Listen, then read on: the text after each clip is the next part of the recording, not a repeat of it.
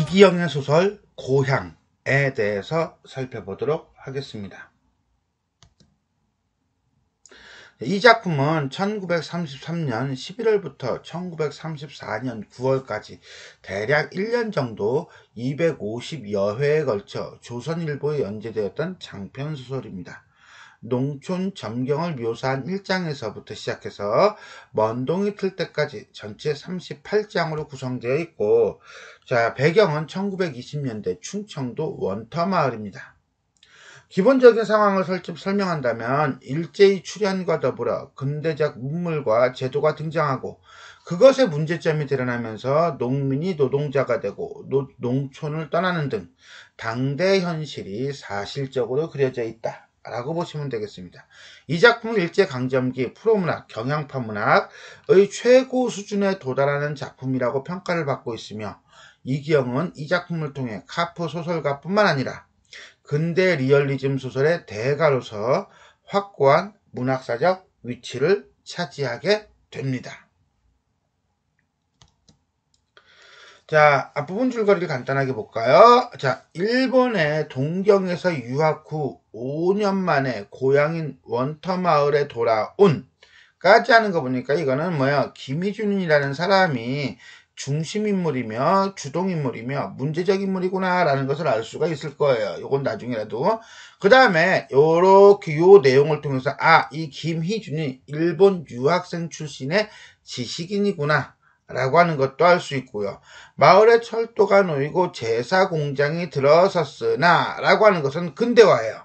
일제의 주도로 인한 근대화가 이루어지고 있었으나 여전히 가난한 고향의 현실을 목격한다. 1920년대 부조리한 농촌 현실을 보여주고 있다. 이것이 바로 김희준이라는 사람이 문제의식을 가지고 활동을 하고자 다짐하게 되는 계기가 된다 라고 볼 수 있겠네요. 농촌 계몽 운동을 하는 이유. 보겠습니다.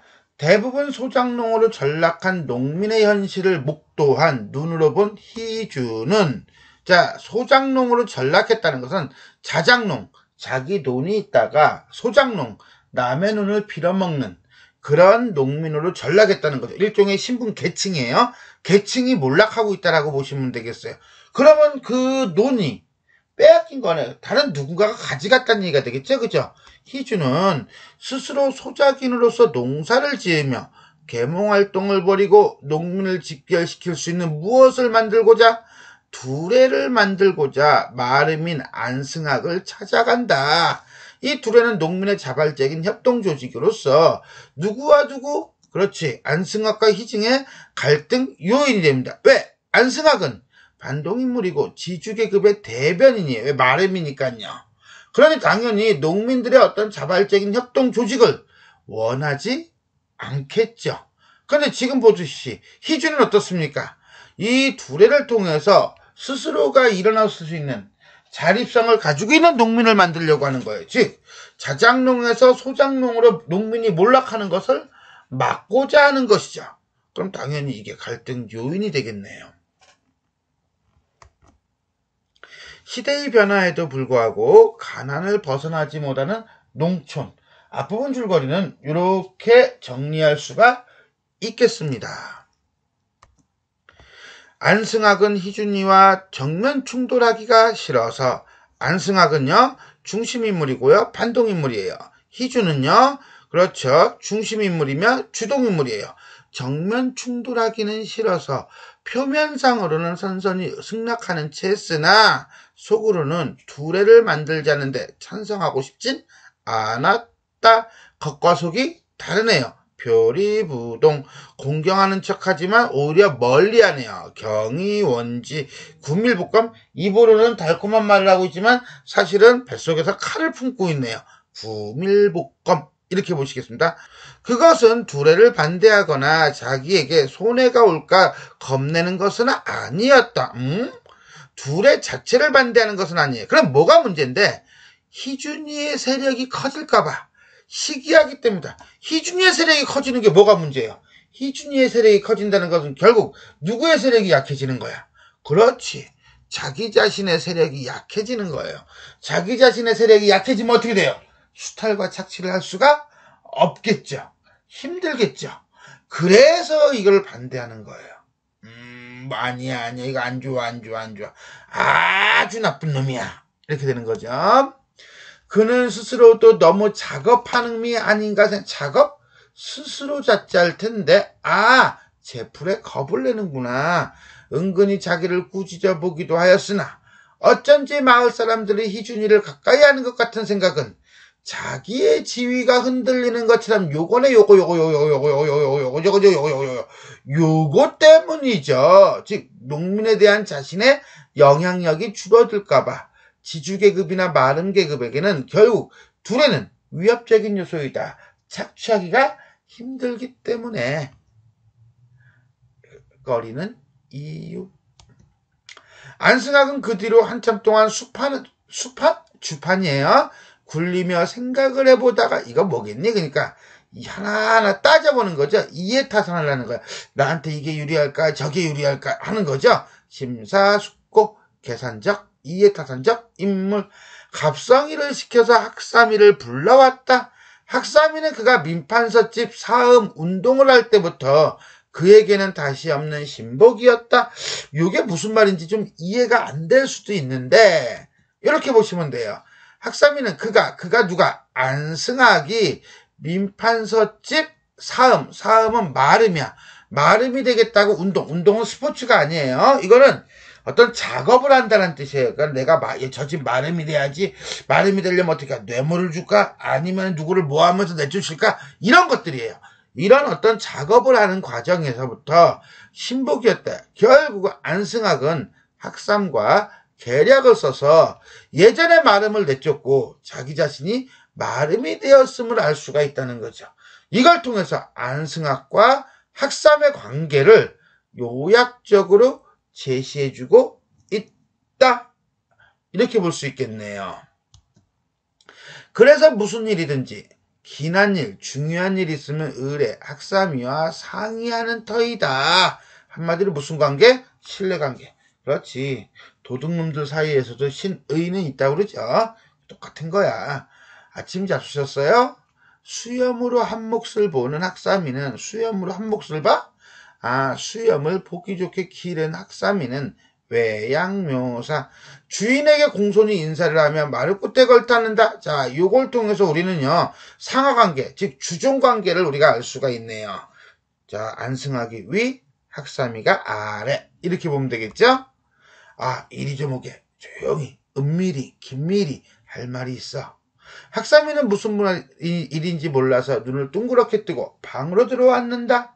자네도 들었나, 희준이한테? 뭐요? 둘의 말이야. 젊은 애들이 짓거리는 말? 들었어요. 왜요? 짓거리는 말 하는 거 보니까 이 학삼이는 둘애를 긍정적으로 보고 있다, 부정적으로 보고 있다.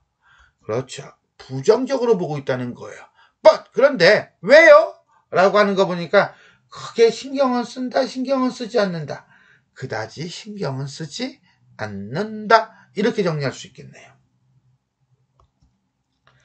주인은 한 걸음 다가앉으면 교활한 웃음을 가재 수염 밑으로 머금으면서, 자, 교활한 웃음이래요. 교활한 웃음 하는 거 보니까 그 웃음이 교활한지 안 교활한지 우리가 어떻게 알아? 서술자가 직접 설명하고 있는 거죠. 하지만은 웃음을 가재 수염 밑으로 머금는 것은 외양묘사죠. 간접적 제시죠. 자, 이 작품은 이렇게 직접적 제시와 간접적 제시가 적절하게 녹아 들어가 있다라고 보시면 돼요. 아주 탁월하죠. 그럼 잘 되었네. 자네가 그거 반대하게. 이게 바로 부른 이유예요. 내가 반대해요? 왜요? 의아함이죠. 그래. 지금 희준이가 곧 왔다 갔는데, 그런 말하기에 동중에 손해가 없거든 해보라고는 했네만은, 동중? 마을 사람들에게 손해가 없으면 해봐? 근데 나중에 생각해보니 그 뒷일을 누가 아나? 괜히 두레를 냈다가 부비만 나게 되면, 돈 쓸데없이 이거 없네 저거 없네 하면서 돈을 쓰게 되면 가난한 사람들에게 힘에 넘치는 추렴새만 물리게 될 거 아닌가? 불쌍하잖아, 동네 사람들이. 그러니까 반대해. 사실은 가난한 사람들이 돈 내는 것이 불쌍해서 반대하라고 한 거예요? 아니죠. 우리는 알죠. 뭘 알아요? 이 안승하이가 반대하는 이유는 자신의 영향력이 줄어들까 봐죠. 그럼에도 불구하고 괜히 남 위하는 척. 근데 사실은 생각을 해봐요. 지가 마름이면서 온갖 수탈과 착취를 다 해왔잖아. 그리고는 이딴 소리에 이거는 XXX죠. 평소 소작인들에게 착취하였으면서 소작인을 걱정하는 척하는 뭐야? 위선적 인물. 요건 그러니까 이면적 이유예요? 표면적 이유야?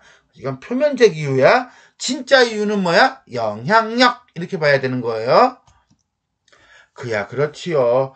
여러 사람이 하는 일이란 일상 믿을 수가 없지. 어떻게 될지 모른다. 하지만 온 동네에서 모두 찬성한다면 저건 다 반대한다고 될까요? 안 되잖아요. 아따, 그러니까 해보려면 하라고 하고 손해가 나면 어떻게 할 거요? 라고 물어보란 말이야. 이의를 제기하란 말이야. 그리고 무슨 일이고 간에 앞뒤 일을 재어보아야 한다고 미리 발을 빼놓으란 말이야. 주동자가 책임을 져야 한다는 논리로 방해라. 그만하면 알겠어요. 아이씨. 그럼 그렇게 하죠. 컬! 하고 넘어가는 거예요.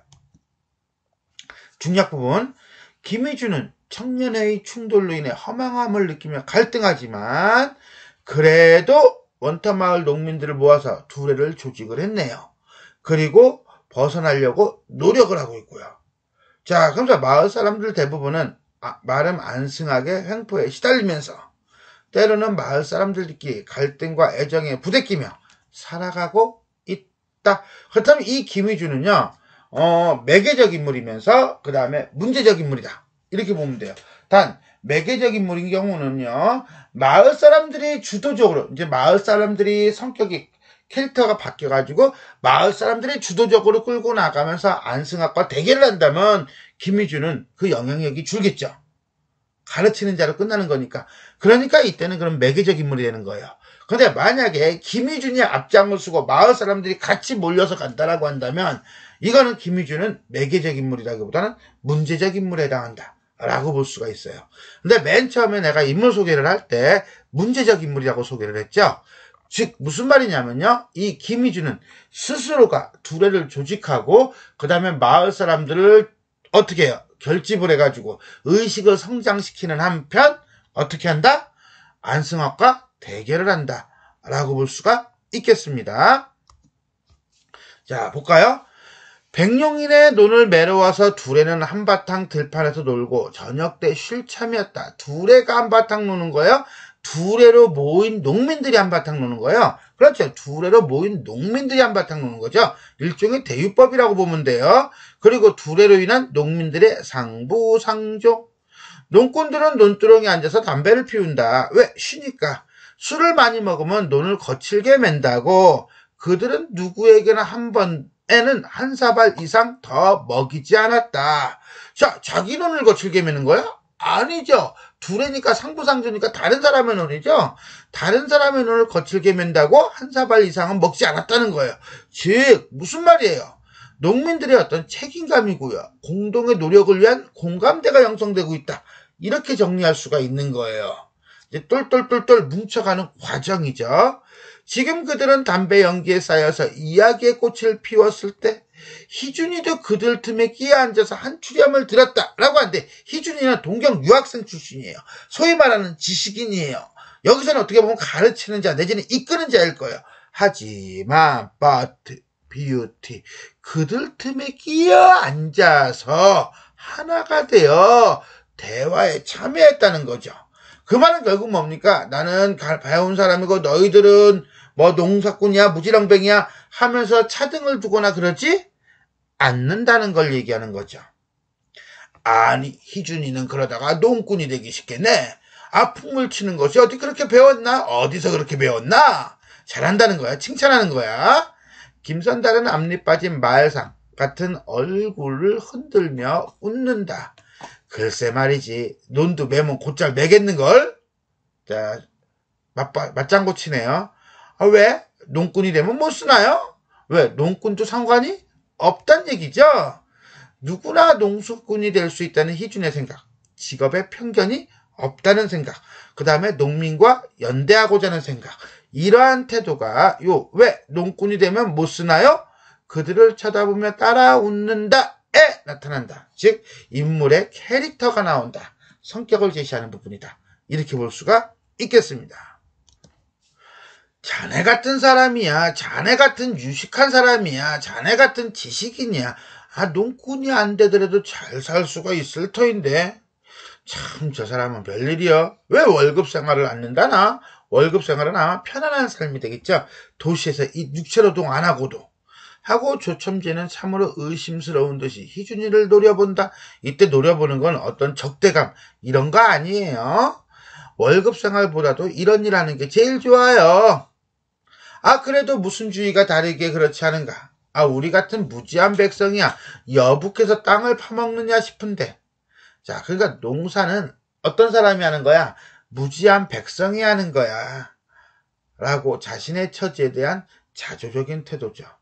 조첨지는 다시 의심스러운 눈을 희준에게 돌리는데 진정성에 대한 의심이죠. 그러니까 이걸로 본다면 희준이 비록 많은 농민들하고 함께하고 그 다음에 말문도 트고 공감대를 어떻게 보면 유지하고 형성했지만 그렇다고 해서 모든 농민들과 완전한 동화된 상태는 아니라는 거죠. 아직은 조금 부족한 거예요. 2%가 부족해요. 그러나 희준이는 잠자코 그들의 대화를 듣고 있었다. 그들은 잠깐 이거 뭐야 하이픈 이거 뭐야 이거 인물의 생각을 드러내는 작은 따옴표. 작가가 독자에게 전달하고자 하는 내용을 간접적으로 전달하면서 이 작품이 가지고 있는 어떤 교훈적 내지는 설득적 성격을 부여한다 라고 볼 수가 있겠습니다. 그들은 오히려 원시적인 우매한 생각에 잡혀 있었다. 그들은 농사꾼일 거예요. 농부들이고요. 원시적인 우매한 생각 뭐야? 노동을 힘들게만 생각하는 태도, 노동을 천하게만 생각하는 태도, 노동을 무지한 사람들이 하는 거라고 하는 태도. 인간의 생산력이 유치하였을 때, 인간의 생산력이 유치하다는 것은 문명이 매우 미개했을 때, 자연에게 압박을 당하고 사회 환경의 지배를 받을 때, 즉 사회가 발전하기 전 인간이 자연환경과 권력의 억압과 지배를 받을 때 그들은 이것을 불가항력으로 돌리고 동시에 인간을 무기력하게 보고 따라서 숙명적인 인생관을 갖게 되지 않았던가? 즉 한마디로 운명론적인 태도, 팔자려니 팔자소관이려니 라는 태도를 갖지 않았던가? 지금 이들에게 노동은 신선하다. 이들에게 노동은 신선하다. 노동에 대한 어떤 긍정적인 인식. 누구? 희준이의 긍정적인 인식. 사람은 누구나 병신이 아닌 다음에는 노동을 해서 먹고 사는 것이 가장 옳은 일이라고. 농사 짓는 것과 석탄 캐는 것과 고기 잡는 것과 길쌈하는 것 같은 생산적인 노동은 그것들이 우리 생활에 직접적으로 필요한 것이니만큼 더욱 귀중한 일이라고 설명을 해왔는데 잘 알아듣지 못한다. 그래서 함께 노동을 하는 거죠. 그리고 농민과 함께 행동을 하는 거예요. 그렇게 하면서 설득을 하겠다는 얘기예요. 그들은 놀고서도 잘 사는 사람들을 부러워한다. 솔직히 나도 놀면서 잘 사는 까닭이 웬일인지는 몰라도 이런 현실이 있기는 있어. 하지만 사실은 그런 것만이 거짓말이 아니다. 사회 구조적인 모순을 보여주고 있다. 지금 우리 사회는 놀면서도 잘 사는 사람들이 있다 없다. 있다. 그것이 좋은 거는 아닌데. 희준이는 올 봄에 뒷산에 올라가서 떡갈나무 잎을 보고 느끼던 것이 생각이 난다. 지금 이들은 마치 떡갈나무에 묵은 잎새와 같은 낡은 생각이 붙어있지 않은가? 비유적인 표현이네요. 딱 덜어지네. 근데 이분법적이야. 묵은 잎새잖아. 아까 본건적 가치관이고요. 직업을 재는 차등을 주는 가치관이고요. 그 다음에 팔자소관이니 하는 숙명론적 태도예요. 햇 잎새가 길게 싹 터나오는데 햇 잎새 이건 새로운 가치관이 되겠네. 그죠? 근대적 가치관이고요. 노동을 신선히 하는 가치관이고요. 신성시하는 가치관이고요. 그래서 이렇게 대립이 되겠네요. 묵은 잎새는 그대로 그 밑에 붙어 있다. 자, 이렇게 길게 햇잎새가 나오는데도 이게 아직 덜 떨어진 거야. 완전히 떨어져 없어져야 되는데 그래야 시대가 바뀌는데 그지? 그래서 이러한 시대의 변화 햇 잎새가 길게 싹터 나오는 시대의 변화를 따라가지 못하는 농민의 모습을 보여주고 있다 라고 보시면 되겠습니다. 그들은 새 시대를 맞으면서도 오히려 무거운 사상에 사로잡혀 있지 않느냐? 몰라서 묻는 거야? 아니야, 서리법이야. 봄이 인간의 봄, 농민이 인간다운 삶을 살아갈 수 있는 시대, 노동자가 인간다운 삶을 살아갈 수 있는 시대, 모든 사람이 everybody, all people and animals, things가 인간다운 삶을 살아갈 수 있는 시대가 무르 녹아야만 그들의 묵은 잎새도 떨어지려는가? 안타까움, 기대감, 희망, 기다림, 그 다음에 소명의식 이런 것들이 이제 전부 다 여기에 해당하지 않을까 싶네요. 시대의 변화에도 불구하고 이를 따라가지 못하는 농민에 대한 안타까움이 들어가고 있다라고 보시면 되겠습니다. 자, 전체적으로 한번 살펴보겠습니다. 장편소설이고요. 농민소설이다. 그리고 경향소설이다. 카프, 프로문학 계열입니다. 계몽적이다. 방금 나왔죠? 마지막 하이픈 긋고 나서 쫙 얘기한 거. 이거 독자에게 작가가 직접 얘기하는 거라고 봐도 될 정도의 간접적 제시예요. 자, 일제강점기 농촌의 비참한 생활상과 이것을 극복하려는 농민의 의지. 계층 간의 갈등을 통해 당대 사회 구조적인 모순을 비판하고 있다. 자, 이렇게 본다면요. 우리가 이제는 지배계층과 그 다음에 피지배계층으로 나눌 수가 있을 거예요. 안승학을 지배계층으로 보고요. 지주를 등에 업고 농민을 착취하는 마렘이다. 어떻게 본다면 경제적으로 새롭게 부상한 계층이라고 볼 수도 있어요. 작업을 했잖아요. 운동을. 그 다음에 갑숙이라든가 농민들, 여기서는 농민들이 되겠네요. 마렘에게 경제적, 육체적인 수탈을 당하고 있고요. 운명론적 세계관에 빠져 있어요. 이런 구조적인 모순 속에서 김희준이라는 인물이 이제 외부, 일본에서 돌아오죠. 돌아와서 피지배계층인 농민들은 계몽을 통한 연대를 합니다. 뭘 통해? 두레죠. 그 두레를 통해서 연대를 하고 있어요. 농촌사회의 구조적인 모순을 깨닫고 두레를 조직하여 대응하고자 하는 거죠. 그리고 뭐합니까? 지배계층과는 저항을 하죠. 구조적 모순에 대한 저항. 직접 나가죠. 그래서 이 사람을 우리는 뭐라고 한다? 문제적 인물이라고 한다. 이렇게 정리한다면 우리는 김희준과 그 다음에 농민들을 한 팀으로 보고요. 그 다음에 이 안승학으로 대표되는 지배계층을 따로 놓고 난 다음에 사회 구조적 모순에 대한 저항으로 보시면 되겠습니다. 비유를 통해 문제 상황을 드러내고 있다. 어떤 거냐? 그렇죠. 마지막에 본 거죠. 묵은 잎새하고 햇잎새예요. 자, 묵은 잎새는요, 낡은 사상을 가리키는 거라고 보면 되겠습니다. 뭐 이런 거가 있겠죠. 지식인은 월급 생활을 하는 것이 좋다는 등, 농사일은 무지한 사람이 하는 것이다라는 등, 놀면서 잘 사는 것이 좋은 것이다라는 등, 이런 가치관일 거예요. 햇잎새는요, 새로운 세상 또는 새로운 사상이라고 보면 되겠네요. 노동은 신선한 것이다. 노동을 해서 먹고 사는 것이 옳은 것이다. 지식인이나 지배계급도 농민과 같이 평등하게 노동을 해야 한다. 라고 하는 결국 묵은 잎새와 햇 잎새는요. 가치관의 차이라고 보면 돼요. 사고의 차이, 가치관의 차이. 그래서 묵은 잎새는요. 새 시대에 뒤떨어진 사고를 그 다음에 햇 잎새는요. 새 시대에 어울리는 사고를 상징한다. 라고 볼 수가 있겠습니다. 지금까지 이기영의 소설 고향에 대해서 살펴보았습니다. 수고하셨습니다.